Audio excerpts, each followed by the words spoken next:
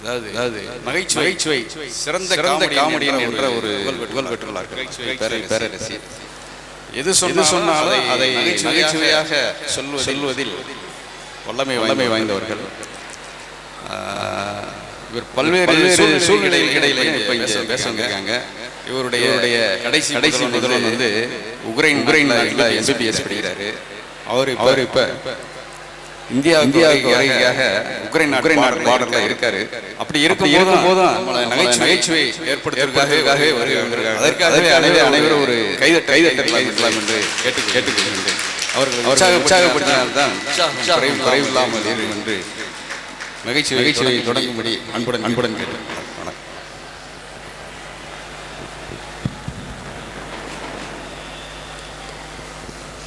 சிவாய பரமேஸ்வராய சந்திரசேகராய நம ஓம் பவாய குணசாம்பவாய சிவதாண்டவாய நம ஓம் விசாலாட்சி எங்கள் விசாலாட்சி விஸ்வநாதன் தேவி அவள் விசாலாட்சி ஸ்ரீவில்லிபுத்தூர் நகர் வாழும் விசாலாட்சி சிறப்புடனே வாழ வைப்பாள் விசாலாட்சி அன்பின் உருவம் அவள் விசாலாட்சி ஆற்றலின் சக்தி அவள் விசாலாட்சி இன்னல்கள் தீர்த்திடுவாள் விசாலாட்சி ஈசனுடன் பாதி அவள் விசாலாட்சி உலகத்தை ஆள்பவளாம் விசாலாட்சி ஊக்கங்கள் தந்திடுவாள் விசாலாட்சி எதிலும் நிறைந்திடுவாள் விசாலாட்சி ஏற்றம் பல கொடுத்திடுவாள் விசாலாட்சி ஐயம் போக்கிடுவாள் விசாலாட்சி ஒப்பில்லா நாயகியாம் விசாலாட்சி ஓம்கார வடிவினிலே விசாலாட்சி ஔடதமே வாழ்வினிலே விசாலாட்சி அக்தே நான் வேண்டுவதும் விசாலாட்சி விசாலாட்சி எங்கள் விசாலாட்சி விஸ்வநாதன் தேவி அவள் விசாலாட்சி ஓம் சக்தி ஓம் சக்தி ஓம் சக்தி ஓம் ஆதிசக்தி மகாசக்தி பராசக்தி ஓம் இச்சாசக்தி கிரியாசக்தி ஞானசக்தி ஓம் பிரம்மசக்தி விஷ்ணு சக்தி சிவசக்தி ஓம். அப்பா நல்லா கை தட்டுங்க, நல்லா கை தட்டுங்க. நீங்கள் சோறா கை தட்டுங்க, நீங்கள் குழம்பா கை தட்டுங்க. ஏதோ எடுத்தோடனே பக்தி பாட்டெலாம் பாடினோடனே இது பெரிய பஜனை படம்னு நினச்சிடாதீங்க. நான் ஒரு ஆன்மீக சொற்பொழிவு தான் இயற்ற வந்திருக்கிறேன். ஆனால் அதை வந்து கசகசன்னு பேச மாட்டேன், ஜாலியாக போவோம். சரியா? இன்னைக்கு நம்ம தலைப்பு வந்து ஆன்மீகமும் அறிவியலும். இல்லை அறிவியலும் ஆன்மீகம் ரெண்டும் ஒன்று தான். படுத்துக்கிட்டு போத்துனா என்ன, போத்துக்கிட்டு படுத்துனா என்ன, அந்த தலைப்பில் பேசுகிறதுக்காக வந்திருக்கிறேன். என்னை பற்றி சொல்லணும் அப்படின்னு சொன்னால், ஒரு ஏழை குடும்பத்தில் ஒரு கணக்கு பிள்ளைக்கு மகளாக பிறந்தவள். எங்கள் அப்பாவோட பேசுகிற சக்தி தான் எனக்கு இறைவன் கொடுத்துருக்கிறாரு. கிட்டத்தட்ட 4000 மேடைகள் பேசியிருக்கிறேன், 5 படத்தில் நடிச்சிருக்கிறேன். 4000 மேடைகளில் பேசியிருந்தாலும் கூட மடார் குலத்திலே என் அப்பன் சிவன் முன்னே பேசுவதில் தான் எனக்கு பெரிய புண்ணியம் கிடைக்க போகிறது. இந்த புண்ணியத்தை எனக்கு ரொம்ப அள்ளி தந்தவர் யார் அப்படின்னு கேட்டிங்கன்னா, அருமையா அர்ச்சனை பண்ணா அவர் அர்ச்சகர், அருமையா அர்ச்சனை பண்ணா அவர் அர்ச்சகர், அருமையான மனிதர் என்றால் அவர் நம் ஜவகர். அவர் கொடுத்துருக்கிறார் இந்த ப்ரோக்ராம், எனக்கு பாராட்டிட்டேன். ஆமாம், நல்லா கை தட்டுங்க. நல்லா கை தட்டினீங்கன்னா சொட்ட மண்டையில் உடனே முடி முளைக்கும். பெண்களுக்கு 4 இன்ச்சு டக்குன்னு வளரும். உடனே அந்த அக்கா இழுத்து பார்க்குது. இப்போ வளராதுக்கா, 4 நாள் கழித்து சடையை முன்னாடி போடுங்க, வளர்ந்துருக்கும். ஆமாம், நல்லா நீங்கள் ரசிக்க இந்த சுவாரஸ்யமாக இருக்கும். நம்மளுடைய அறிவியலும் ஆன்மீகன்ற தலைப்பு நான் தான் கொடுத்தேன். ஏன் கொடுத்தேன் அப்படின்னு கேட்டால், நம்ம எதுக்கு கோவிலுக்கு வர்றோம், எதுக்காக நம்ம சாமி கும்பிட்றோம், நாம் எதுக்கு பிறந்திருக்கிறோம் அப்படின்னு தெரியாமே இருக்கிறோம். இப்போலாம் முன்னால ஃபோன் பண்ணால் பெரியப்பா நல்லா இருக்கீங்களா, சித்தப்பா நல்லா இருக்கீங்களா அப்படி தானே கேட்போம். இப்போலாம் கால் பண்ணி பெரியப்பா இருக்கியா, சித்தப்பா இருக்கியா, இன்னும் 2 மாதம் கழித்து கால் பண்ணி இன்னுமா இருக்க. அவ்வளோ கொரோனா கஷ்டத்தில் நம்ம வாழ்ந்துட்டு இருக்கோம். நீங்கள் யோசிச்சு பாருங்கள், வாழ்க்கையே ஒரு டிசைனுங்க. புது ஜவுளி கடைனா புதுசாக சேலை வர்றதும், வாழ்க்கைனா டிசைனாக பிரச்சனை வர்றதும் சகஜம். இன்னைக்கு இவ்வளோ கொரோனா பிரச்சனைன்ட்டு நாம் எல்லாரும் வீட்டில் இருக்கிறோம், வேலைக்கு போகல. நிறைய பேருக்கு நிறையா லட்சம் லாஸ். ஆனால் உயிர் மிஞ்சினா போதும், நம்ம வேலைக்கு போகல. ஆனால் இன்னைக்கு என்ன நடக்குது பாருங்க, அறிவியல் நம்மை வாழ வைப்பதற்காகத்தான், ஆனால் அழிப்பதற்கென்று அந்நிய நாடு ஒரு பெரிய சதி செய்து இன்னைக்கு 8000 இராணுவ வீரர்கள் இறந்திருக்காங்க. இன்னைக்கு தேதிக்கு என்னை போல ஒரு தாய் பெற்ற அத்தனை ஆண் பிள்ளைகளுடைய உயிரை இழக்கிறோமே என்று நினைத்தால் எனக்கு நெஞ்சம் கொதிக்கிறது. என் பிள்ளை அங்கே தான் இருக்கான், என் பையன் யுக்ரைனில் தான் இருக்கான். அந்த குண்டு போடுற இடம், ஏர்போர்ட்லேருந்து என் பையன் இருக்கிற இடம் கரெக்டாக 24 கிலோமீட்டர். என்னடா மணி குண்டு போடுறாங்களே, என் பையன் பேர் மணிராஜ், என்னடா மணி குண்டு போடுறாங்களே அப்படின்னேன். மணி வேணும்னு தானே MBBS ஆக்கன்னு அனுப்புனீங்க, அப்போ அனுபவிங்க. அவன் எனக்கு சொல்கிறான், சிவகாசியில் பிறந்த உயிர் யுக்ரைனில் போகணுன்னு சிவபெருமான் எழுதியிருந்தா போட்டும் மம்மி அப்படிங்குது என் பிள்ளை. ஆனால் அதையும் தாண்டி எத்தனை இன்னல்கள் வந்தாலும் எல்லாத்தையும் அவன் பார்த்துக்கிடுவான். நான் வருத்தமே படலை. என் பிள்ளை எனக்கு கிடைக்கணும்னு இருந்தால் அது அவன் செயல், அவன் எடுத்துக்கணும்னு நினச்சாலும் அது அவன் செயல் தான். நான் எதுக்குமே வருத்தப்படலை. கலங்காத கோஷ்டி எதுனா அது சசிகலா கோஷ்டி தான், எதுக்குமே கலங்கிறதில்ல.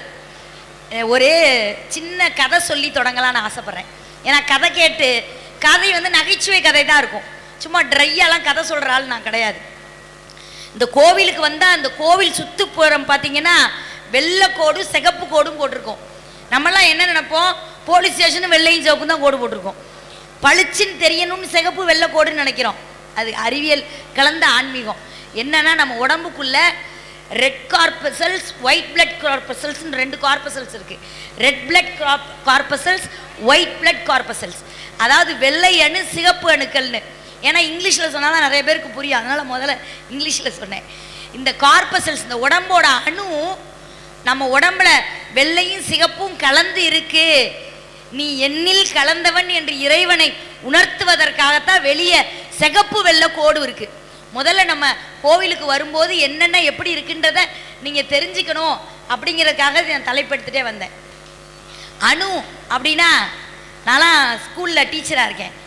தம்பி அணுவை பற்றி ஒரு கட்டுரை எழுது. உடனே 5 வயசு தாங்க அதை சொல்கிறான். அணு சூப்பர் ஃபிகர், அவங்க அப்பே ஒரு விளங்காதவன், எப்போ பாரு அந்த பிள்ளைய அடிச்சுக்கிட்டே இருப்பான், நானாக இருந்தால் அந்த பிள்ளைய நான் பத்திரமா பார்த்துப்பேன். அணுவை பற்றி எழுதுனா அவன் ஏற்று விட்ட அணுவை பற்றி எழுதுறான். இப்படியெல்லாம் இருக்கும்போது இந்த அணுக்குள்ளேயே இவ்வளோ விஷயம் இருக்குது. இன்றைக்கி சின்ன பசங்க சொல்கிறான், எங்கள் மிஸ்ஸு சொன்னாங்க அணுவின்றி எதுவும் அசையாது, செல் இல்லாமல் எதுவுமே அசையாதுன்னு எங்கள் டீச்சர் சொன்னாங்க. அது கரெக்டாக தான் இருக்குண்ணா. எப்படான்னு இப்போ செல் இல்லாமல் நீங்கள் இருக்கீங்களா? பிச்சைக்காரன் கூட செல் வச்சுருக்கான், அதிபர் வச்சுருக்கான், பிச்சைக்காரன் வச்சுருக்கான். அப்படின்னு இன்னைக்கு செல் காலம் ஆயிடுச்சு, சொல் காலம் இருந்தது. எங்கள் வாத்தியார் சொல்லிக் கொடுக்கும்போது ஒரு வார்த்தை சொல்லுவார், யோகியனுக்கு எழுத்து தேவையில்லை. அதாவது ஒருத்தர் யோகியனாக இருக்கான்னு வைங்களேன், அவன்கிட்ட எழுதி வாங்க வேண்டியதில்லை. ஆனால் அயோக்கியனுக்கு எழுதியும் புண்ணியம் இல்லை. அவன் அயோக்கிய பையன்னு வச்சுக்க, பத்திரம்லாம் எழுதி வாங்கி தலைமாட்டில் வச்சு படுத்துக்க வேண்டியதான். இவர் நல்ல ஜட்ஜு பேசினார். உண்மையிலே ஒருத்தர் பையனை வக்கீலுக்கு படிக்க வச்சார்.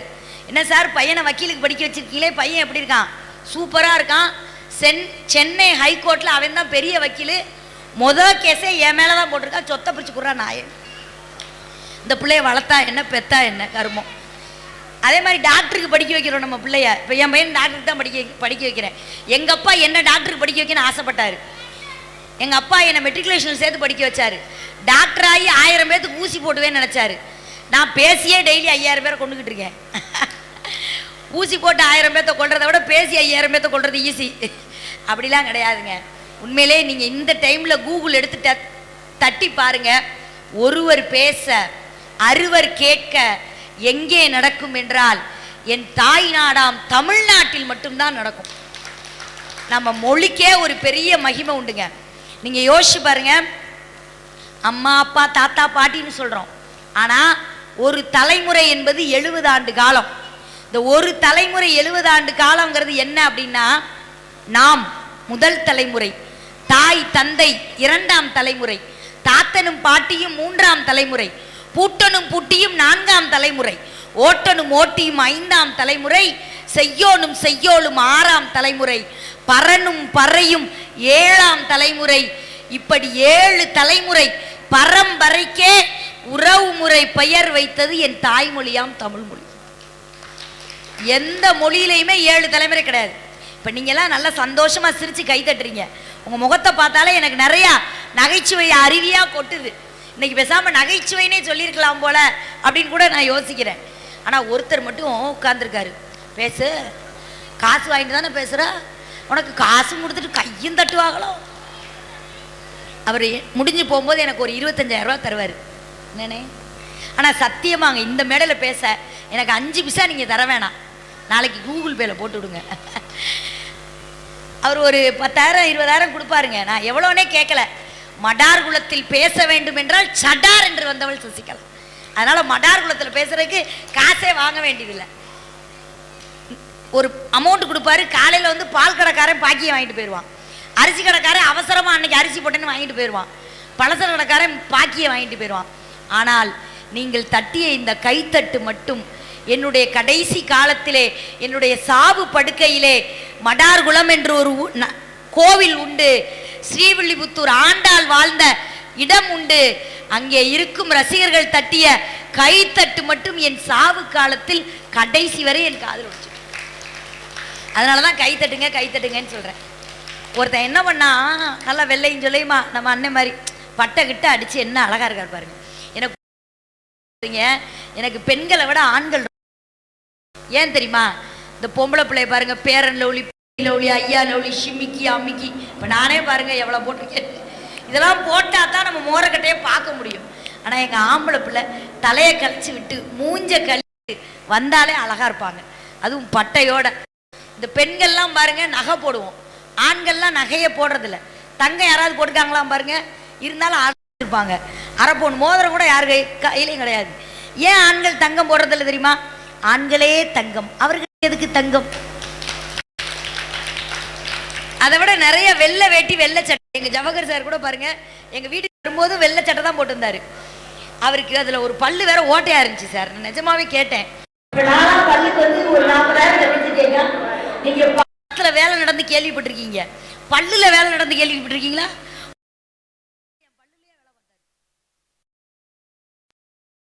செலவழிச்சிருக்கேன். அவர் பார்த்தீங்கன்னா பார்த்த உடனே டக்குன்னு கேட்டுவிட்டேன். நமக்கு தான் வாய் சும்மா இருக்காது. எல்லாருக்கும் சனியை எங்கெங்கேயோ பிடிக்கும்னா எனக்கு வாயில் வரும். என்ன சார் ஒரு பல்ல காணோம் அப்படின்னு. சசிகலா மேடம் டக்குன்னு பார்த்தோடனே ஒரு பல்லு கூட இல்லையே அப்படின்னு நீங்க பல்ல வைக்காம வச்சிருக்கேன்னு. அவர் பெரிய கோடீஸ்வரருங்க. ஏன் தெரியுமா? வண்ணம் வாடா மல்லிக்கு வாசம் இல்லை, வாசமுள்ள மல்லிக்கு வண்ணம் இல்லை, வீரமுள்ள கீரிக்கு கொம்பு இல்லை, கொம்பு உள்ள மானுக்கு வீரம் இல்லை, கருந்தோகைக்கு கருங்குயிலுக்கு தோகை இல்லை, தோகையுள்ள மயிலுக்கு இனிய குரல் இல்லை, காற்றுக்கு உருவம் இல்லை, கதிரவனுக்கு நிழல் இல்லை, நீருக்கு நிறம் இல்லை, நெருப்புக்கு இறக்கம் இல்லை, ஒன்றை வைத்தான் ஒன்றை எடுத்தான், யார் வாழ்விலும் குறையும் இல்லை, யார் வாழ்விலும் நிறையும் இல்லை. இதுதான் இறைவன்.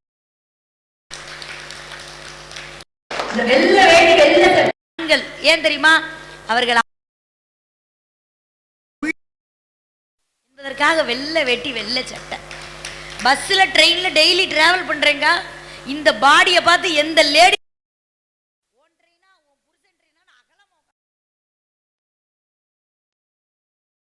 ஒரு கர்ப்பிணி எழுந்து ஆண் சிங்கங்க, ஆம்பளைங்க தான் எந்திரிச்சு இடம் கொடுக்குறாங்க.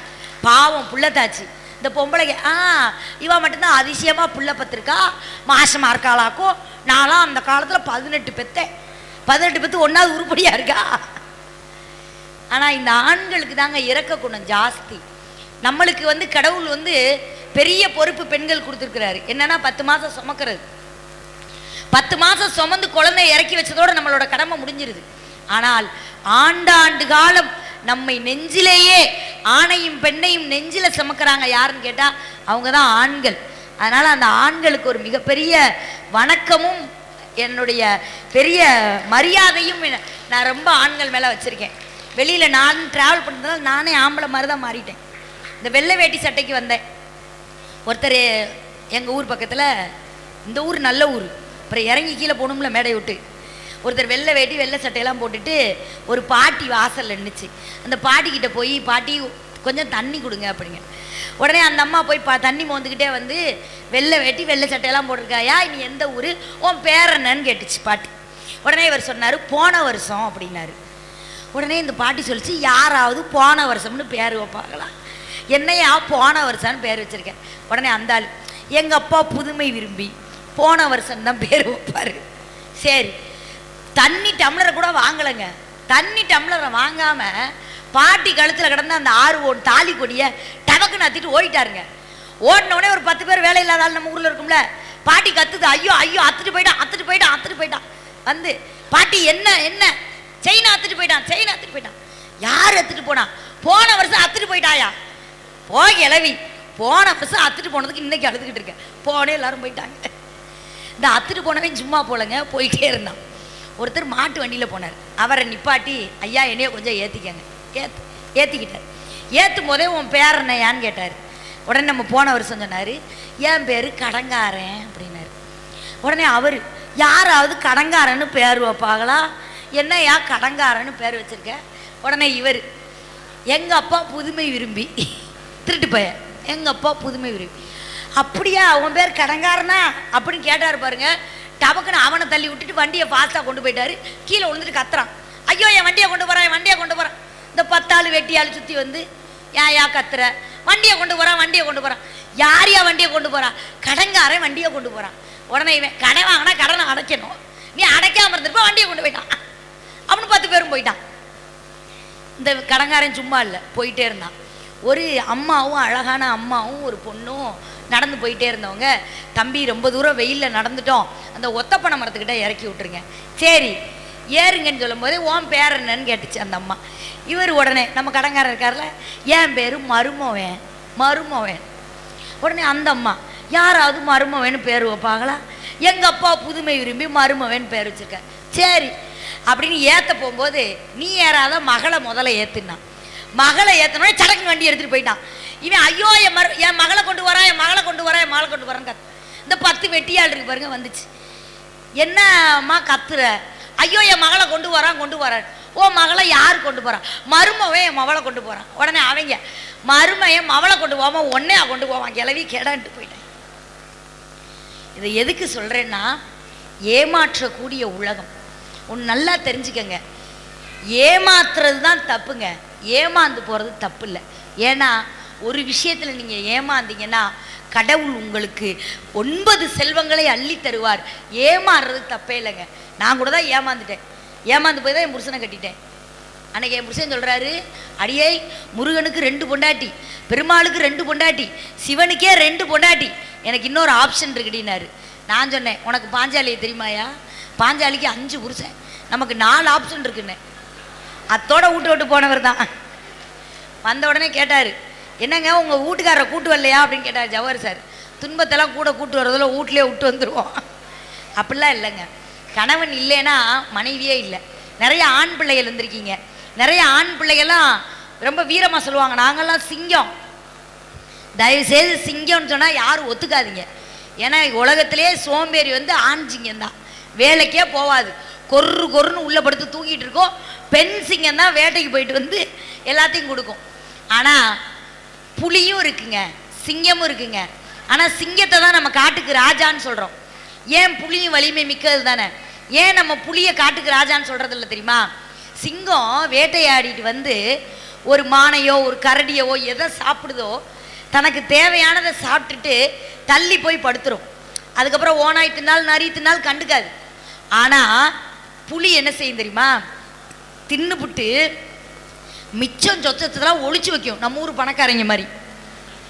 எவன் ஒருவன் தனக்கு போனதையும் சேர்த்து ஒழித்து வைக்கிறானோ அவனுக்கு தலைவனாகும் தகுதி கிடையாது. தன்னை தாண்டி பிறர் சாப்பிடுவதையும் வாழ்வதையும் பார்த்து ரசிப்பவன் தான் தலைவனாக இருக்க முடியும். அதனாலதான் காட்டுக்கு ராஜா எப்பவுமே சிங்கம். அப்போ இப்படி நிறைய விஷயங்கள் நம்மளுடைய வாழ்க்கையில் வருது.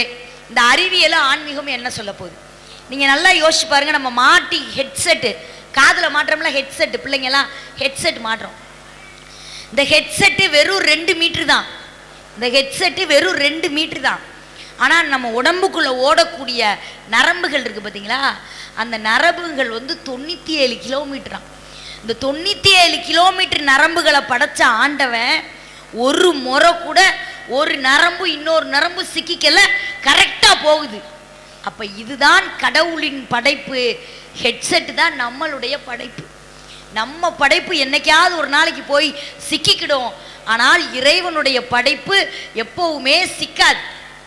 இன்னைக்கு அறிவியலுக்கும் ஆன்மீகத்துக்கும் என்ன சம்பந்தம் அப்படின்னா, ஒரு அணு கதிர்வீச்சு, அந்த அணு கதிர்வீச்சுக்குள்ள சக்தி இருக்கு, சிவனும் இருக்கு. இந்த சக்தியும் சிவனும் என்ன வேலை பார்க்குது, நம்ம உடம்புக்குள்ள என்னெல்லாம் நடக்குது அப்படின்னு நீங்கள் யோசிச்சு பார்த்தீங்கன்னா ரொம்ப பிரமிப்பாக இருக்கும். உலகத்தில் எத்தனையோ சேட்டலைட் கண்டுபிடிச்சிட்டான், எத்தனையோ வான்வெளி எந்திரங்கள் கண்டுபிடிச்சிட்டான். இப்போ இந்த கேமராக்காரர் இங்கே வச்சு எடுக்கிறாரு. முன்னாடி ஒரே ஒரு இதை நின்றுக்கிட்டே இருப்பாங்க. அப்புறம் ஒரு ஸ்டாண்டு கண்டுபிடிச்சி வச்சாங்க. அப்புறம் ஓடுற வீடியோ கண்டுபிடிச்சாங்க. அப்புறம் ட்ராலி கண்டுபிடிச்சாங்க. இப்போலாம் அது கிடையாது. கேமராக்காரருக்கே தெரியும். ஒரு சுவிட்சு போட்டு பறக்க விட்டுறாங்கய்யா, பறந்து பறந்து எடுக்குதியா, எங்கே போய் எங்கெங்கே எடுத்துகிட்டு வருது. இவ்வளவு கண்டுபிடிச்சிட்டாங்க. ஆனால் உலகத்திலே பெரிய அதிசயம் தெரியுமா, பெரியவங்கெல்லாம் இருக்கீங்க அதனால் சொல்கிறேன். ஒரே ஒரு சொட்டு நீர், ஒரே ஒரு சொட்டு நீர் கை கால் முளைத்து பிண்டமாகி உயிரோடு வந்து உங்கள் முன்னால் பலவற்றை பேசிவிட்டு படித்து கொண்டு. இதுதான் உலகத்தில் பெரிய அதிசயம். இதை விட அதிசயம் ஏதாவது இருக்கா? என்னங்க படிக்கணும்? நிறைய பிள்ளைங்கள் வந்திருக்கீங்க, என்ன படிக்கணும்? பெரிய பெரிய பாடல்கள் திருக்குறளில் 1333 குறள் இருக்கு. அதை படித்தா பெரிய அறிவாளி ஆயிடலாமா? நாலடியார் இருக்கு, நான்மணிக்கடிகை இருக்கு, சிவபுராணம் இருக்கு, அந்தாதி இருக்கு, திருவெம்பாவை இருக்கு. இதெல்லாம் படித்தா அறிவாளி ஆகலாமா? என்ன படிக்கிறோன்னு புரிஞ்சு படித்தாதான் அறிவாளி ஆக முடியும். அதையே பாரதிதாசன் சொல்லியிருக்காரு. நூலைப்படி, சங்கத்தமிழ் நூலையில் படி, காலையில் படி, மாலையில் படி, இரவு பொருள் படும்படி, கற்பவை கற்கும்படி, வள்ளுவன் சொன்னபடி கற்கத்தான் வேண்டும். அப்படி கல்லாதவன் வாழ்வதெப்படி, அறம்படி, பொருள்படி, இன்பம்படி, இறந்த தமிழ் நான்மறை மீண்டும் பிறந்ததென்று சொல்லும்படி, அகப்பொருள்படி, புறப்பொருள்படி, அதன்படி புக புக படிப்படியாய் புலமை வரும் என் சொற்படி, சாதி என்னும் தாழ்ந்தபடி அதுவெல்லாம் நமக்கு தள்ளுபடி, சேதி எப்படி தெரிந்தபடி தீமை வந்து விடுமே மறுபடி, பொய்யிலே காப்படி, புரட்டிலே முக்காற்படி, வையகம் ஏமாறும்படி, வையகத்தில் உள்ள நூல்களை ஒப்புவிப்பது எப்படி, தொடங்கையில் வருந்தும்படி, இருப்பினும் ஊன்றிப்படி, அடங்கா இன்பம் ஆகுமே என ஆன்றோர் சொற்படி, அதனால் நூலைப்படி, சங்கத்தமிழ் நூலைப்படின்னு சொன்னாங்க. அப்பாடா, மனப்பாடம் பண்ணி பேசுறதுக்கு சார் கை தட்டிட்டார். நிறைய படிக்கணுங்க. இந்த நிறைய படிக்கிறதுல என்ன விஷயம் அப்படின்னா, குழந்தை பிறந்ததுலேருந்து நம்ம இதில் ஆன்மீகம் இருக்குது. இந்த ஆன்மீகமும் அறிவியலும் கலந்துருக்கு. என்ன சொல்லுவாங்கன்னா, ஒரு அழகான பழமொழி சொல்லுவாங்க, அரசனை நம்பி புருஷனை கைவிட்ட கதை. கேட்டிருக்கீங்களா? இதுக்கு என்ன அர்த்தம் அப்படின்னா, பெரியவங்களாம் வந்திருக்கீங்க அதனால் சொல்கிறேன். அரச மரத்தை சுற்றி சுற்றி வந்தால் அந்த அரச மரத்தோடைய அந்த இலையோட காற்று என்ன செய்யுமா, பெண்களுக்குள்ளே போய் நல்ல ஒரு இரத்த ஓட்டத்தை கொடுத்து பெண்களுடைய மலட்டுத்தன்மையை நீக்கி, இப்போல்லாம் நீங்கள் டாக்டர்கிட்ட போய் கேளுங்கன்னா இல்லாத நோயெல்லாம் சொல்கிறான். அன்றைக்கெல்லாம் பார்த்தீங்கன்னா ஒரு டாக்டர் வலது காலில் ஆப்ரேஷன் பண்ணுறதுக்கு போல இடது காலில் பண்ணிவிட்டார். பேஷண்ட்டுக்கு அடுப்பாயிட்டான். டாக்டர் பிரச்சனை வலது காலில், நீங்கள் ஏன் டாக்டர் இடது காலில் பண்ணீங்க? உடனே டாக்டர், நீ ஏன்டா மல்லாக்கப்படுத்தாமல் குப்புறப்படுத்த, அப்படி தான் பண்ணுவேன் போடான்னு. இன்னொரு டாக்டரு ஒரு பேஷண்ட்டுக்கு இங்கேருந்து இங்கே வரைக்கும் ஹார்ட் ஆப்ரேஷன் கிழிச்சு தச்சிட்டாரு. கிழிச்சு தச்சுட்டு ஒரு செம்பு தண்ணியை கொடுத்து குடுறான்னா. உடனே பேஷண்ட்டு கேட்டான், ஆப்ரேஷன் பண்ணால் எதுவும் சாப்பிடக்கூடாதுன்னு நான் கேள்விப்பட்டிருக்கேன், நீங்கள் என்ன டாக்டர் ஒரு டம்ளர் தண்ணி குடிக்க சொல்கிறீங்க? உடனே டாக்டர், உனக்கு இங்கேருந்து இங்கே வரைக்கும் கிழிச்சு தச்சிருக்கேன், எங்கேயாவது ஒழுகுதான்னு பார்க்குறேன், நீ தண்ணியை குடினானா? அப்போ நீ பேசாமல் சைக்கிள் பஞ்சர் ஓட்ட போ. அவன் ஆடிக்காரில் போவதல்ல வாழ்க்கை, எவன் ஒருவன் ஆஸ்பத்திரிக்கு போகாமல் வாழ்கிறானோ அதுதாங்க வாழ்க்கை. நீங்கள் ஆஸ்பத்திரிக்கு போகாமல் வாழணும்னா நீங்கள் அறிவியலை படிக்க வேண்டாம், நம்ம ஆன்மீகத்தை படிங்க. காலையில் எந்திரிச்சு அதிகாலையில் 5 மணிக்கு குளிச்சுட்டு ஐயா மாதிரி திருநீர் எடுத்து நெத்தியில் பட்டையில் போட்டிங்கன்னு வைங்களேன், இதில் அறிவியல் இருக்குது, ஆன்மீகம் இருக்குது. உங்களுடைய தலை ஈர பதத்தெல்லாம் நம்ம திருநீர் வாங்கிக்கிடும். ஒன்று ஆன்மீகம் என்ன தெரியுமா? நீ பெரிய கலெக்டர் ஆகலாம், டாக்டர் ஆகலாம், மந்திரி ஆகலாம், பிரைம் மினிஸ்டர் ஆகலாம். ஆனால் எதுவானாலும் ஒரு நாள் சாம்பலா போயிருவேங்கிற அறிவு இருந்தால் உனக்கு ஆணவம் வராது. அதுக்கு தான் திருநீர் பூசுறோம். ஒரு சின்ன பையன் கேட்டான், இதை எதுலையும் போட்டு விட்டுற மாட்டீங்கல்ல? ஆமாம் சார். ஒரு சின்ன பையன் கேட்டான், 6 வயசு தான் ஆகுது. ஏப்பா சுதந்திர தினத்தன்னைக்கு மட்டும்தான் பிரதமர் கொடி ஏற்றுவாரா, மற்ற நாள்லாம் என்ன பண்ணுவாருன்னு கேட்டான். அதுக்கு அப்பா சொன்னார், மற்ற நாள்லாம் பெட்ரோல் விலை, சிலிண்டர் விலை, டீசல் விலையை ஏற்றிக்கினே இருப்பார்டா. எப்படிப்பட்ட பிரச்சனையோட உலகத்தில் நம்ம வாழ்கிறோம். மனிதர்களுக்கு மட்டும் பிரச்சனை இல்லை என்றால் கடவுளுக்கே அர்ச்சனை கிடையாது. குழந்தை பிறக்குதுங்க. இந்த குழந்தை இப்போதான், இன்னைக்கு ஒரு காலத்துலலாம் வலிச்சா பிறந்துச்சு குழந்தை, இப்போலாம் கிழிச்சா பிறக்குது. 12/12/2022 எடுத்து கொடுக்குறான், மணிப்பரிசில் கொடுக்குற மாதிரி. இந்த நேரத்தில் இந்த டயத்தில் வலிச்சு பிறக்கிற குழந்தைக்கு நீங்கள் யோசிச்சு பாருங்க. 12/12 அந்த தேதியில் சூப்பர் ஸ்டார் பிறந்தார், எல்லாத்துக்கும் தெரியும். அந்த தேதியில் அதே வருஷத்தில் பிறந்த எல்லாருமா சூப்பர் ஸ்டாராக இருக்காங்க? கிடையாது. அந்த பிறந்த நேரம் ஜனிச்ச நேரம் இருக்கு. அதுதான் என்னன்னா ஜோசியம். எங்கள் ஊர்லலாம் ஒரு ஜோசியர் இருக்கார், சூப்பர் ஜோசியர். ஜாதகத்தை போய் கொடுத்தவனே பார்த்துட்டு சொல்லுவார், ஏம்மா உங்களுக்கு ஒரு 6 மாதம் கஷ்ட காலம், அப்புறம் சார் அதுவே பழகிருப்போம். அப்படி ஜோசியர்லாம் இருக்காங்க. உடனே சொல்லுவாங்க, ராமேஸ்வரம் குழந்தை இல்லையா, ராமேஸ்வரத்துக்கு போங்க, புருஷன் முந்தி சேலையையும் பொண்டாட்டி முந்தி சேலையையும் புருஷன் வேட்டியையும் கட்டிக்கிட்டு ராமேஸ்வரத்தில் ஒரு 3 தடவை முங்கி எந்திரி, உனக்கு புள்ள வந்துடும் போ. ஜோசிக்காரன் அவன் சொல்கிறான், யோ ராமேஸ்வரத்தில் இருந்தால் என் வந்திருக்கேன், உன்ட்ட ஜோசியம் பார்க்க. இவன் மதுரைக்காரனா, ஜோசியம் பேர் அவன் இருக்கிறதே ராமேஸ்வரம் தான். 24 மணி நேரம் கடலில் முங்கி தான் இருக்கேன். நீங்கள் யோசிச்சு பாருங்க. பழைய பாட்டில் எனக்கு ஒரு பாட்டு ரொம்ப பிடிக்குங்க. புத்தியுள்ள மனிதர் எல்லாம் வெற்றி காண்பதில்லை, வெற்றி பெற்ற மனிதர் எல்லாம் புத்திசால் இல்லை. அதில் உள்ள ஒரு சரணம் வரும், பருவம் வந்த அனைவருமே காதல் கொள்வதில்லை, காதல் கொண்ட அனைவருமே மனமுடிப்பதில்லை, மனமுடித்த அனைவருமே சேர்ந்து வாழ்வதில்லை, சேர்ந்து வாழ்ந்த அனைவருமே சேர்ந்து போவதில்லை. நான் சேர்த்து விடுறாங்க நம்மளை. அதுவும் இந்த அச்சதெல்லாம் போடும்போது பார்த்தீங்கன்னா நிறைய பேர் வாயில் போடுவாங்க. நேரம் இந்த அச்சதைக்கே ஒரு ஸ்பெஷலு என்னென்னா, வாயில் போட்டால் கடைசி நாள், தலையில் போட்டால் அன்னைக்கு தான் முதல் நாள். இந்த மாதிரி அச்சதை அதை மஞ்சளும் அரிசியும் கலந்து போடுவாங்க. எங்கேயோ விளைந்த மஞ்சளும் எங்கேயோ விளைந்த அரிசியும் இன்று ஒன்றாக இணைந்து உங்களை ஆசீர்வாதம் செய்கிறது. ஒன்று. இன்னொன்று என்ன தெரியுமா? அந்த மஞ்சளை கலந்த பிறகு அந்த அரிசியை நீங்கள் தண்ணியில் போட்டு கழுவி பாருங்களேன், ரெண்டுமே பிரியாது. அரிசி மஞ்சள் ஆனது தான். எப்படி இந்த அரிசியோடு மஞ்சள் கலந்ததோ, பெண்ணே இந்த கணவனோடு நீ கலந்தே வாழ வேண்டும். அதை தெரிஞ்சுக்கணும். அம்மி கல் போட்டு அம்மிக்கல்லை மிதித்து அருந்ததியை பார்க்கணும்னு சொல்லுவாங்க. இப்போலாம் அந்த அம்மிக்கல்லை போட்டு நம்மளால் எழுத்து விட்டு எட்டி பார்க்குறான், எழுத்து வீட்டில் என்ன சண்டை நடக்குதுன்னு. அந்த அம்மிக்கல்லை ஏன் பெண்ணை மிதிக்க சொல்கிறாங்க அப்படின்னா, கல்யாணம் முடித்து வாழ்க்கை நடந்துக்கிட்டு இருக்கோம், 2 பிள்ளை இருக்கும், புருஷனுக்கு ஒரு ஹார்ட் ஆப்ரேஷன் வரும், பிள்ளைக்கு ஒரு பிரச்சனை வரும், ஏதாவது ஒரு பண கஷ்டம் வரும். அந்த குடும்பத்தில் இருக்கிற பெண் என்ன நினைப்பா தெரியுமா? எங்கேயாவது போய் யார்ட்டையாவது பணம் வாங்கிட்டு வந்து புருஷன் உயிரை காப்பாற்றிடுவோம். நம்ம தப்பாக போனாலும் பரவாயில்ல, நான் நிஜமாக நடக்கிறத சொல்கிறேன். ஏன்னா அப்படிப்பட்ட கஷ்டங்கள்லாம் நான் சந்திச்சிருக்கேன். என்னை விட்டு நான் வாழ வேண்டிய அவசியம் இல்லை என்று நினைத்தவள் நான். கொஞ்சம் அசைந்திருந்தால், பராசக்தி படத்துல மாதிரி கொஞ்சம் விட்டு கொடுத்துருந்தா, கொஞ்சம் அப்படி தப்பாகப்பா போயிருந்தா பெரிய டாப் ஸ்டார் ஆயிடலாங்க. என்னத்துக்கு ஒரே நேரத்தில் 4 வேட்டி கட்ட முடியுமா நச்சு? ஒரே நேரத்தில் 5 இட்லிக்கு மேலே சாப்பிட முடியுமா? விக்கிக்கிடும்.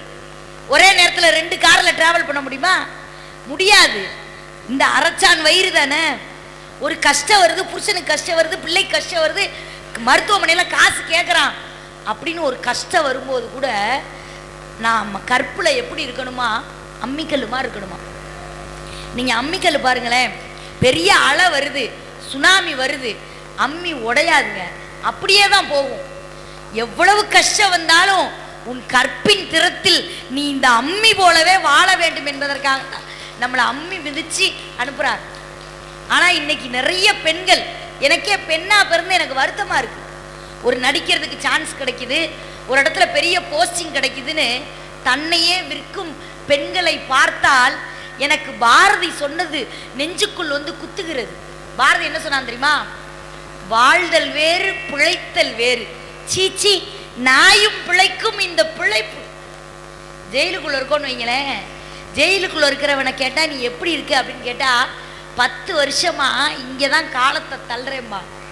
ஆனால் வெளியில சுதந்திரமா மனைவி மக்களோட இருக்கிறவனை கேட்டு பாருங்க, 10 வருஷமா ஜம்முன்னு இருக்கேன்டா, சிங்கக்குட்டி பெற்றிருக்கேன், பொம்பளை பிள்ளை ஒன்று, ஆம்பளை பிள்ளை ஒன்று. உங்களுக்கு ஒன்று தெரியுமா? ஆண் பிள்ளை பிறந்தால் அதுதான் உங்களுக்கு வாரிசு. ஆண் பிள்ளை பிறந்தால் அதுதான் உங்களுக்கு வாரிசு. ஆனால் பெண் பிள்ளை தான் கடவுள் தரும் பரிசு. பொம்பளை பிள்ளை வந்து எவ்வளவுதான் அது வந்து கல்யாணம் முடிக்கிற வரைக்கும் நம்ம வீட்டை சுத்திக்கிட்டே இருக்கும். முடிச்சு அங்கிட்டு போனோடனே என் வீடு, என் புருஷ வீடு, இது எங்க அம்மா வீடு, என் வீடுன்னு அதை சொல்லாது, புருஷ வீட்டை தான் என் வீடுன்னு சொல்லும். சார் என்ன அழகா வருங்கால இலக்கிய மன்னன். நான் சின்ன பிள்ளையில எனக்கு ஒரு 5 வயசு 6 வயசு இருக்கும்போது நான் மதுரைக்காரி, சாலமன் பாப்பையா பட்டிமன்றத்துக்கு வருவார். அவர் இப்படி உட்கார்ந்து பேசுவார் பட்டிமன்ற டீமோட. மணி நைட்டு 1:30 மணி 2 மணி இருக்கும்க்கா. நான் முன்னாடி உட்கார்ந்துருப்பேன் ஒரு சேர்ல, எல்லாரும் கை தட்டுவாங்க, நானும் தட்டுவேன். ஒரு 10 பேர் தான் இருப்பாங்க, தட்டுறான் பாரு, எல்லாரும் சிரிப்பாங்க, நானும் எல்லாரும் சிரிக்கிறாங்க அப்படின்னு நானும் சிரிப்பேன். எங்க அம்மா நைட்டு 1:30 மணி 2 மணிக்கு எந்திரிச்சு பார்த்துட்டு இந்த பொட்டை பிள்ளைய பக்கத்துல படுத்திருந்தவளை காணவேன்னு எந்திரிச்சு வந்துருவாங்க. பட்டிமன்றத்தில் உட்காந்துருப்பல வந்து எனக்கு இன்னும் ஞாபகம் இருக்கு, நங்குன்னு அடிச்சு பொட்டி உனக்கு என்ன இளவு புரியுதுன்னு இங்க உட்காந்துருக்கேன் அப்படின்னு என்னை அடிச்சு தூக்கிட்டு போவாங்க. ஆனா அன்னைக்கு நான் அப்படியெல்லாம் உட்கார்ந்து கேட்டதுனாலதான் இன்னைக்கு உங்க முன்னாடி இத்தனை பேர் முன்னாடி உட்கார்ந்துருக்கேன். அன்று நான் கேட்டேன், இன்று நான் பேசுகிறேன். நிறைய கேளுங்க. இந்த பிள்ளையாரை பத்தி சொல்லணும்னா, பிள்ளையாருக்கு தான் ஆன்மீகத்தோடைய மொத்த உருவங்க. பிள்ளையாருக்கு எத்தனையோ வாகனம் இருக்கு. நீங்க யோசிச்சு பாருங்க, சிவபெருமானுக்கு வாகனம் காளை, நம்ம முருகனுக்கு வாகனம் மயில், நம்ம பிள்ளையாருக்கு வாகனம் எலி, எல்லா பெருமாளுக்கு வாகனம் கருடன். ஒரு கேள்வி ஒரு பையன் கேட்டான், டீச்சர் எல்லா சாமியும் ஏன் டீச்சர் அஞ்சறிவு படைச்ச ஜீவன்களையே வாகனமா வச்சிருக்குன்னு கேட்டான். நான் சொன்னேன், அந்த அந்த அந்த 5 அறிவு ஜீவன்களுக்கும் அறிவு கொடுக்கணும், கடவுளோட இருந்தா அறிவு வரும், அதுக்காகத்தான் 5 அறிவு ஜீவன்களை வச்சிருக்காரு. போங்க டீச்சர், உங்களுக்கு அறிவு கம்மி. ஏன்டா, மனுஷனை நம்பி மனுஷன் மேல ஏறினா அவன் பாதியில விட்டுட்டு ஓடி போயிடுவான். 5 அறிவு ஜீவன் தான் நம்மளை நம்பி மேல இருக்காருன்னு பத்திரமா கொண்டு போய். நம்ம சிலரை நாயின்னு திட்டுறோங்க, ஆனா நாய்க்கு இருக்கிற நன்றி மனிதனுக்கு இருக்கானா இல்ல. பிள்ளையார் வந்து கையில வந்து மோதகம் வச்சிருப்பாரு. நம்ம வந்து அசால்ட்டா சொல்லுவோம், குட்டுப்பட்டாலும் மோதிர கையால குட்டுப்படணும். அது மோதிரம் கிடையாது. பிள்ளைகளுக்கு சொல்லி கொடுங்க, மோதிரம் கிடையாது. மோதிரம்னா பணக்காரன் போய் அடி வாங்கணுமா? எனத்துக்கு பணக்காரன் அடி வாங்கணும்? பணமே பெருசு நினைச்சவன் வாழ்ந்ததும் இல்ல, பணமே தேவையில்லைன்னு நினைச்சவன் செத்ததும் இல்ல. பாத்திருக்கீங்களா? மோதிர கையால குட்டுப்படணும்னு பிள்ளைக்கு சொல்லி தராதீங்க. அதுக்கு பேர் மோதகம். மோதகம் என்றால் என்னன்னா, உள்ள குழந்தை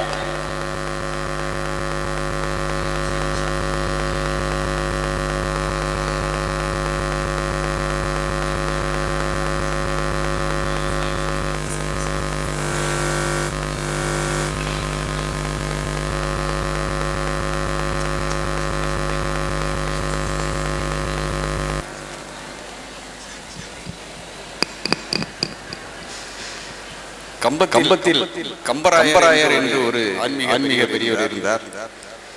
அவர் அவர் ஒரு வருடங்களுக்கு முன்பு இறைவனடி சென்று விட்டார். அவர் வந்து எப்பயுமே ஆன்மீகத்தில் பெரியவராக இருந்ததுனால அவர் ஒரு 100க்கும் மேற்பட்ட புதிய புஸ்தகங்கள் ஆன்மீகத்தை பற்றி திருநாவுக்கரசர், மாணிக்க வாசகர் மற்றும் நாயன்மார்களை பற்றி புத்தகங்கள் சேர்த்து வைத்து புதிய புத்தகங்கள், அந்த புத்தகங்களை மேடையில் அமர்ந்திருக்கக்கூடிய அனைவருக்கும் அவர் குடும்பத்தைச் சேர்ந்தவர்கள் திருமதி கம்பராயர் அவர்கள் மற்ற அவருடைய முதல்வனுடைய பேத்தியெல்லாம் உங்களுக்கு வழங்குவாங்க. ஒரு 5 நிமிஷம் அமைதியாக உட்கார்ந்த இடத்துல இருக்கீங்களா, எல்லாருக்கும் புத்தகம் கொடுப்பாங்க. எடுத்து கொடுங்க. போங்க.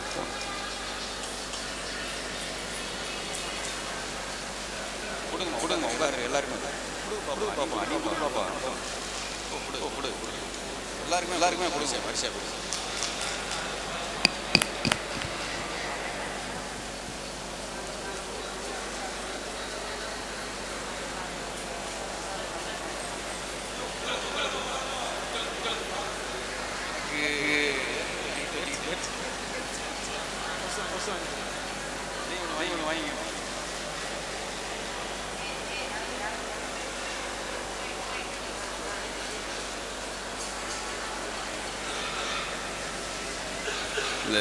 கலக்க போகிற ஒரு நிகழ்ச்சியில ஏதாவது ஒன்று கலக்கணும் இல்லையா? இப்போ இவங்க வந்து உட்கார்ந்த உடனே இந்த மாதிரி எல்லாம் நடக்குது, அது இறைவனுடைய சரி.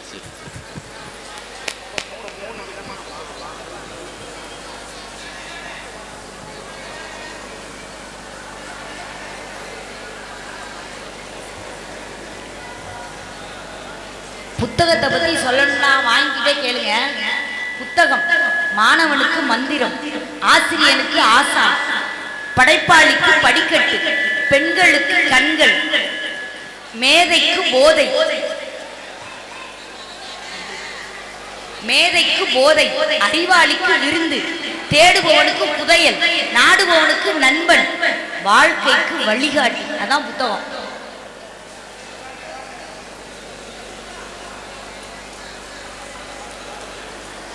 திருமதி கம்பராயர் குடும்பத்திற்கு மிக்க நன்றி.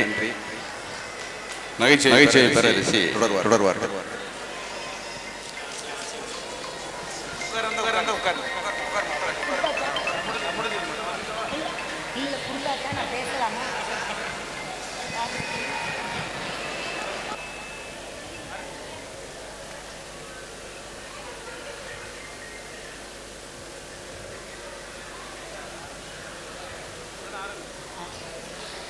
அப்போ இந்த புத்தகங்கள் வந்து ரொம்ப சிறப்பானதுங்க.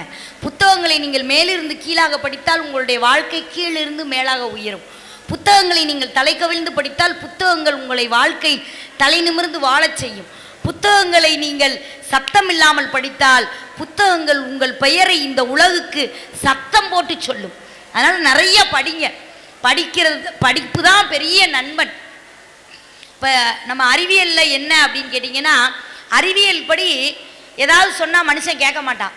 ஆன்மீகம்னு சொன்னால் கொஞ்சம் பயமுறுத்தினா கேட்பான். இந்த பெண்கள்லாம் பாருங்களேன், பெருமைக்காண்டி சொல்லலை, வாரம் ஒரு நாள் நல்லா வீடு அலசி சுத்தமாக வச்சு எல்லா படம் கிடங்களும் தொடங்கி அப்படின்னு சொன்னால் ஏதாவது தொடக்குமா? வேலை இல்லை உனக்கு, சும்மா என்னைய வேலை சொல்லிக்கிட்டே இரு, வந்தமா இட்லியை தின்னமா வேலைக்கு போனோமா போ அப்படின்னு புருஷனை விரட்டி விட்டுருதுங்க. அதுவும் இப்போலாம் பார்த்தீங்கன்னா எல்லா வயசு கொஞ்சம் கல்யாணம் முடிச்ச புது பொண்ணுங்க எவ்வளவோ விஷயம் இருக்குங்க, கற்றுக்கிற விஷயம்.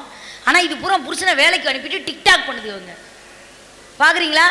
இந்த ஆண்களுக்கு பெண்களுக்கு என்ன வித்தியாசம் தெரியுமா? டிக்டாக் பண்ணி டைம் வேஸ்ட் பண்ணால் அது பொம்பளை பிள்ளை, டீ கடை வச்சாது பொண்டாட்டியை காப்பாற்றினா அது ஆம்பளை பிள்ளை. பார்த்துருக்கீங்களா? அந்த பஞ்சுக்கெல்லாம் கை தட்டுவீங்கன்னு நினச்சேன். ரொம்ப யோசிக்கிறீங்க.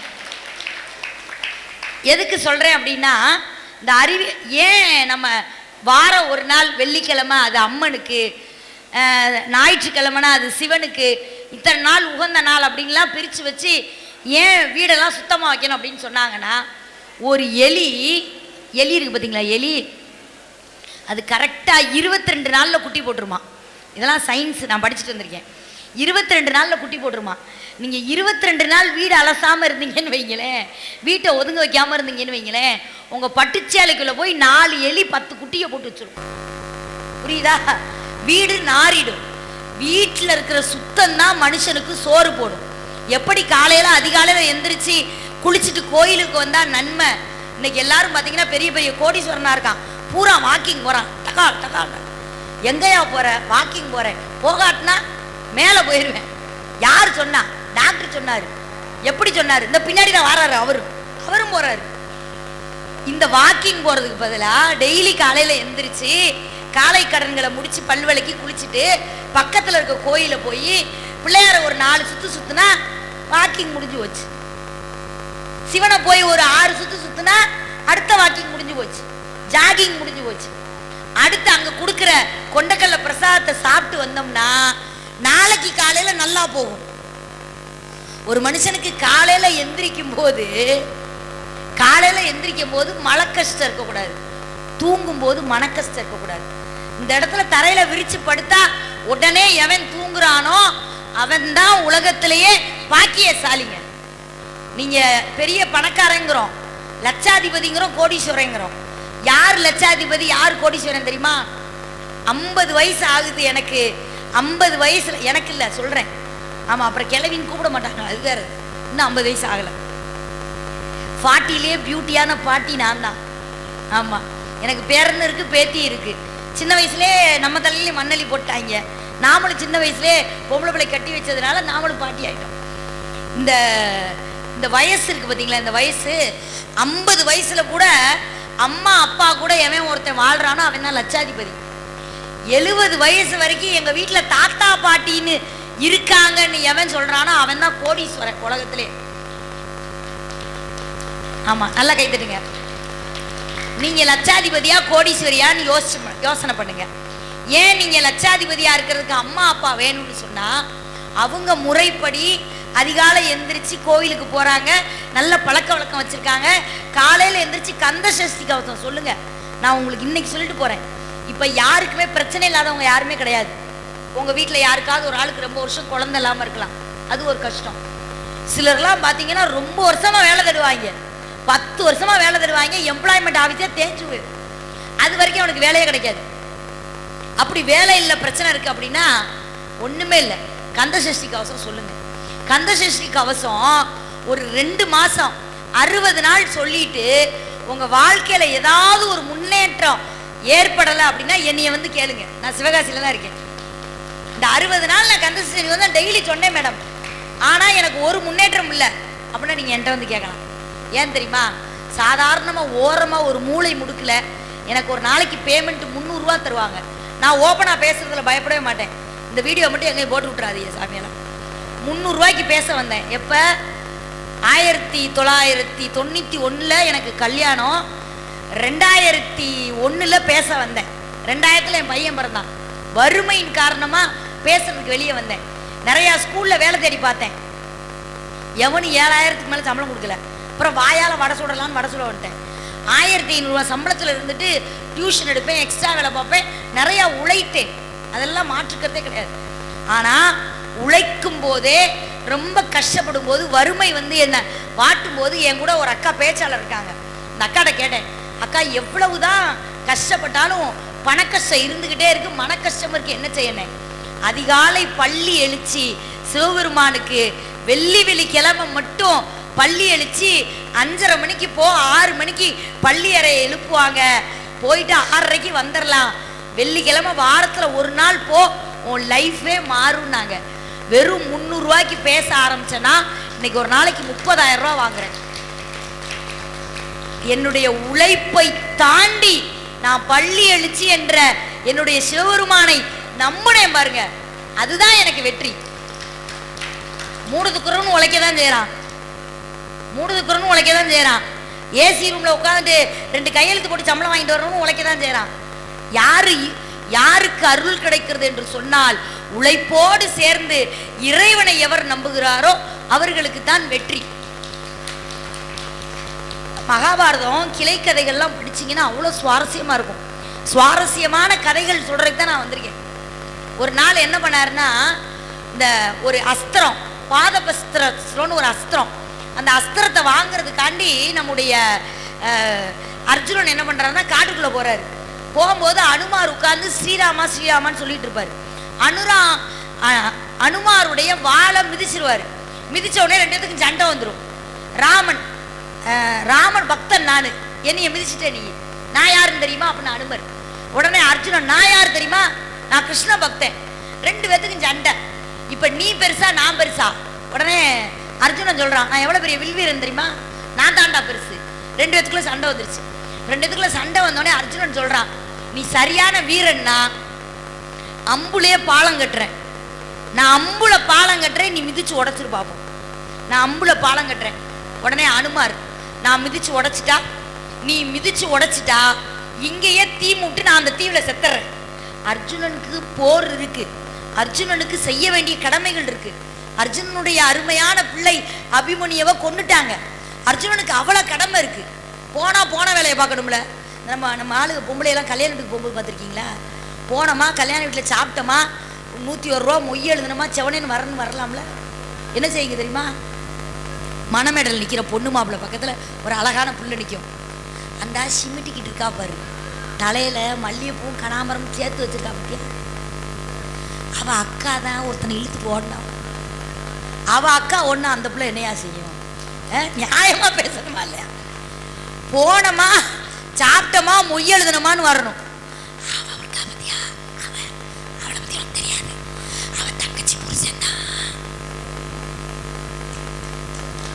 இந்த கல்யாணத்தையே கெடுத்து கொடுங்க தெரியுமா? கல்யாணத்தில் கெட்டி மேலே ஏன் வச்சான்? வேலை இல்லாமல் வச்சான். இதுக்கு பூரா நாராசமாக பேசுங்க. அது எதுவும் அந்த மணமக்கள் காதில் விழக்கூடாது என்பதற்காகத்தான் கெட்டி மேலமே வச்சது. கெட்டி மேலே இல்லாமல் கல்யாணமே வைக்கக்கூடாதுங்க.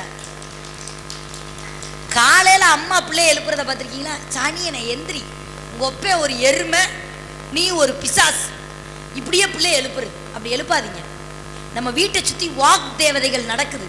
நாளைக்கு வேணா, நாளையிலேருந்து நீங்கள் கவனித்து பாருங்கள். இவ்வளோ நாள் நீங்கள் கவனிக்காட்டினாலும் நம்ம அதிகாலையில் எந்திரிச்சு, என் செல்வமே, என் தங்கமே எந்திரி, நீ பின்னாடி பெரிய கலெக்டராக வருவடா, நீ பெரிய காவல்துறை அதிகாரியாக வருவடா, நீ பெரிய மந்திரியாக வருவடா அப்படின்னு சொல்லி உங்கள் குழந்தைகளை எழுப்புங்கள்.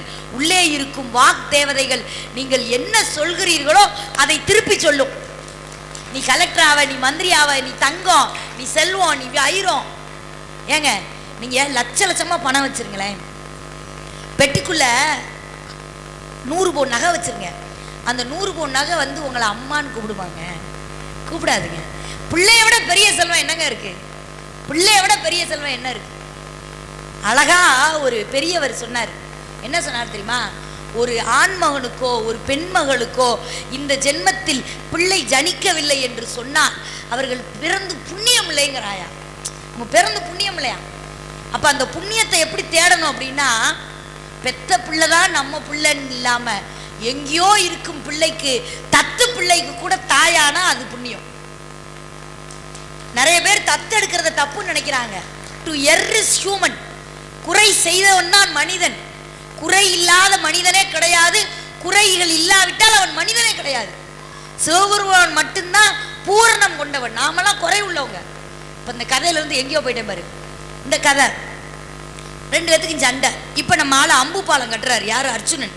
பெரிய அம்பு பாலம் கட்டுறாரு. அப்படியே அனுமன் பார்த்துட்டே இருக்காரு. இவன் பெரிய பக்கடா போல பெருசாக தான் கட்டுறான்னு பார்த்துக்கிட்டே இருக்காரு. பார்த்துக்கிட்டே இருந்தவர் அம்பு பாலம் கட்டி முடித்தோடனே, எங்க நீ இந்த அம்பு பாலத்தை உட அப்படின்ன உடனே அனுமன் என்ன பண்ணார் தெரியுமா? ஸ்ரீராமா ஸ்ரீராமா ஸ்ரீராமா அப்படின்னு சொல்லிட்டு அப்படி சுண்டு வரல அம்பு பாலத்தோட்டாங்க நொறுங்கிடுச்சுங்க. அர்ஜுனனுக்கு வேர்த்து போச்சு. ஐயோ போட்டியில் தோத்து போயிட்டோமே, சரி தீ மூட்டி சாவுறேன் அப்படின்னு தீய மூட்டிட்டாங்க. கிருஷ்ண பரமாத்மா அங்கேருந்து பார்க்குறாரு. அட பாவி, உன்னை போய் போருக்கு ஆயத்தமா பாதபஸ்திர அஸ்திரம் வாங்கிட்டு வாடான்னு சொன்னால் இப்படி போய் கல்யாண வீட்டுக்கு போன பொம்பளை மாதிரி சண்டை ஓட்டிருக்கியடா அப்படின்ட்டு அவர் இறங்கி ஒரு முதியவர் வேஷத்தில் வந்தார். வந்து, என்னையா பஞ்சாயத்து? இல்லை, இதை உடைச்சிட்டா சாகணும். நீங்கள் நேரம் சண்டை போடும்போது யாராவது நடுவர் ஜட்ஜு வச்சிங்களா? இல்லை, இப்போ நான் தான் ஜட்ஜு. மறுபடி சண்டை ஓடு. தீர்ப்பு சொல்ல ஒரு நியாயமான நடுவர் வேணும்ல. இப்போ நான் நடுவர், நான் வயசானவன். இப்போ நீ மறுபடி பாலம் கட்டு, நீ மறுபடி உட, இந்த வட்டம் உடைச்சிட்டா செத்துடலாம் அப்படின்ன உடனே இப்போ அர்ஜுனனுக்கு கொஞ்சம் நம்பிக்கை வருது. கிருஷ்ண பரமாத்மா எப்படியோ வந்துட்டாருன்ட்டு இப்போ அம்பு பாலம் கட்டும்போது நான் பெரிய வீரன், நான் பெரிய சிங்கம் சூர்யா அப்படின்ட்டு அம்பு பாலம் கட்டினாரு. இப்போ பயம் வந்துருச்சு பாருங்க. கிருஷ்ணா கிருஷ்ணா கிருஷ்ணா கிருஷ்ணான்னு சொல்லிட்டு அம்பு பாலம் அதே மாதிரி பெருசால அதே மாதிரி கட்டினாரு. கட்டி முடிக்கிறாரு. இப்போ அனுமனுக்கு ஆணவம் வந்துருச்சு. ஏற்கனவே சுண்டு வரல உடைச்சார்ல, அதனால தைரியமா ராமானை கூப்பிடல, ராமான்னு கூப்பிடல. கட்டுறா, நீ பெரிய ஆளா, உனக்கு சாவு இங்கே தாண்டியே. நம்ம சின்ன பிள்ளையெல்லாம் பார்த்தீங்கன்னா என்ன செய்வாங்கன்னா, ஒரு மிட்டாயை கொண்டு வந்து கொடுப்பாங்க. நீ நானும் ஃப்ரெண்ட்ஸ் வச்சுக்கோ, கொடுத்துருவான். மறுநாள் இவனுக்கு அவனுக்கு சண்டைன்னு வையேன், நேற்று மிட்டாய் கொடுத்தல, கக்குடா வாங்கி தின்னல. இந்த புத்தி சின்ன பிள்ளைகளுக்கு தான் இருக்குன்னு நினைக்காதீங்க, நமக்கும் இருக்கு. நம்மளும் சொல்லுவோம், அன்னைக்கு அந்த நாய் பள்ளிக்கூடம் போயிருக்க மாட்டான், நான் தான் பீஸ் கட்டினேன் சொல்றேமா, பீஸ் கட்டின திருப்பி கட்டுனா கட்ட முடியுமா? கட்ட முடியாத விஷயங்கள் நிறைய இருக்குங்க. அம்பு பாலம் கட்டியாச்சு. இப்போ அனுமனுக்கு ஆணவம் வந்துருச்சு. கட்டு கட்டு பார்த்துக்கலாம். கட்டி முடிச்சுட்டு சுண்டு வரல உடைக்கிறாரு, உடையலை. காலத்துக்கு அமுக்குறாரு, உடையலை. விஸ்வரூபம் எடுக்கிறாரு அனுமன். நாமக்கல்ல பார்த்தீங்கன்னா தெரியும் விஸ்வரூபம். நீங்கள் யோசிச்சு பாருங்க, நிறைய சிலைகள் பெரிய பெரிய சிலைகளாக வைக்கிறாங்க. நம்மளுடைய தமிழர்களின் கலை அது, கலைஞர்களின் கலை அது. ஆனால் ஏன் விஸ்வரூப சிலை வைக்கிறாங்க தெரியுமா? அதை போய் கும்பிடுற இந்த பிஞ்சு நெஞ்சுகள் இருக்கு பாருங்க, இந்த சின்ன பையன்லாம் கும்பிடும்போது இப்படி அண்ணாந்து பார்த்து கும்பிடுவாங்க.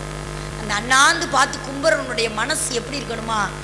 எப்படி இன்னைக்கு இவ்வளோ பெரிய பிரம்மாண்ட அனுமன் சிலை இவ்வளவு உயரமாக இருக்கிறதோ, நானும் ஒரு நாள் இவ்வளவு பிரம்மாண்டமாக வர வேண்டும், இந்த உலகமே என்னை நிமிர்ந்து பார்க்க வேண்டும் என்ற தத்துவம் அவன் மனசுல வரணும். அதுக்கு தான் அவ்வளோ பெரிய சிலை. வேலை வெட்டி இல்லாமையா கட்டுறாங்க? உலகத்திலேயே ஆன்மீக பூமி எதுனா நம்ம தமிழ்நாடு தான். நம்ம தமிழ்நாடு மாதிரி ஆன்மீகத்தை சொல்லி கொடுத்தவனும் கிடையாது, அழிக்கிறவனும் கிடையாது. உளுந்த வடையில ஓட்டையை போட்டவனும் தமிழன் தான், அலைக்காற்றில் ஆட்டையை போட்டவனும் தமிழன் தான். நம்ம பார்க்குறோம் பார்த்தீங்களா செல்லு. இந்த செல்லு எப்படிப்பட்ட கதை தெரியுமா? ஒருத்தன் பெரிய சர்க்கஸ் வச்சுருந்தான். இருங்க இந்த கதையை முடிச்சுக்கிறேன். எந்த கதை? நம்மளால உடைக்க முடியல. விஸ்வரூபம் எடுத்தார் அனுமன். ஆனால் அம்பு பாலத்தை உடைக்க முடியல. உடைக்க முடியலன்னொன்னே குனிஞ்சி மன்னிச்சுக்கங்க நடுவராக வந்தவரை பார்த்து கேட்டார், நீங்கள் சாமி தானே? ஏன் அனுமன் சாமி தானேன்னு கேட்டார் தெரியுமா? என்னுடைய ஆணவத்தை உணர்த்த வந்த சாமி நீங்கள் சாமி தானேன்னு கேட்டார். கிருஷ்ண பரமாத்மா அவரதார் எடுத்து காமிச்சாரு. நீ அம்பு படுக்க கட்டும்போது நான் பெரிய வீரன் நினைச்ச, கிருஷ்ணான்னு என்னை கூப்பிட்டியாடா எருமை? கூப்பிடலை. அம்பு பாலத்தை பார்த்து பயந்துட்டு ராமான்னு சொல்லிட்டு உடைஞ்சது. நான் தான் வீரன் நினைச்சிட்டு உடைஞ்சதா? நீ ஆணவம் கொள்ளும் போது உன்னுடைய வேலை நிறைவடையவில்லை. நீ ஆணவம் இல்லாத போது கட்டிய உன்னுடைய பாலம் உடையாமல் நின்றது. எவன் ஒருவனுடைய ஆணவம் உடைகிறதோ அவன் வாழ்க்கையில வெற்றி பெறுவாங்க. இதுதாங்க ஆன்மீகம், இதுதான் அறிவியல். நம்ம ஆணவம் ஏறும்போது நமக்கு புத்தி வேலை செய்யாது. ஆணவம் இல்லாம அமைதியா இருக்கணும். எதிரி நமக்கு எல்லாத்துக்குமே எதிரி இருக்காங்க.